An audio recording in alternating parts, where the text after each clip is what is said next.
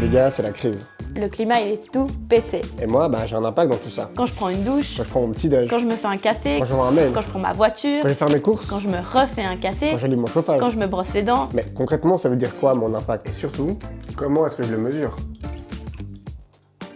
Oups. Alors je peux calculer mon empreinte écologique. Ça veut dire combien de planètes on aurait besoin si tous les humains consommaient comme moi.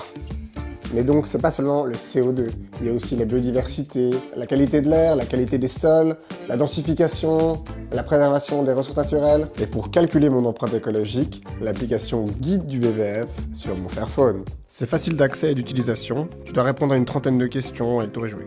Dans quel type de logement vivez-vous? Quelle est la fréquence à laquelle consommez-vous de la viande? Combien de kilomètres chaque année parcourez-vous à bord de votre véhicule?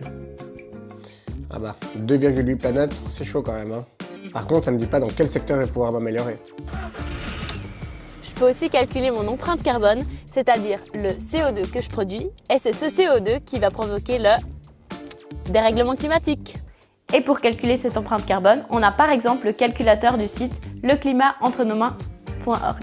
Bon, c'est un peu long, hein. Tu dois faire un compte, tu dois lister tes factures d'électricité, la taille de ta maison ou ton appart, tes trajets, les moyens de transport, tes loisirs, tes vacances, etc. Mais au moins, c'est super précis et il y a plein de détails. Je suis à 12 tonnes de CO2, alors que normalement on devrait être à 2.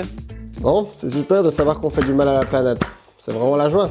Évidemment, il n'y a pas que les individus qui ont un impact, mais il faut bien commencer quelque part. Mais du coup, comment on fait pour limiter les dégâts? Heureusement, les deux applications qu'on a vues aujourd'hui donnent déjà plein de conseils pour réduire son impact. Et on vous fera d'autres vidéos sur d'autres applications et sites internet qui peuvent vous aider. Donc retrouvez Thomas ou Juliette, on est de la Fondation Zorin et on se voit la semaine prochaine.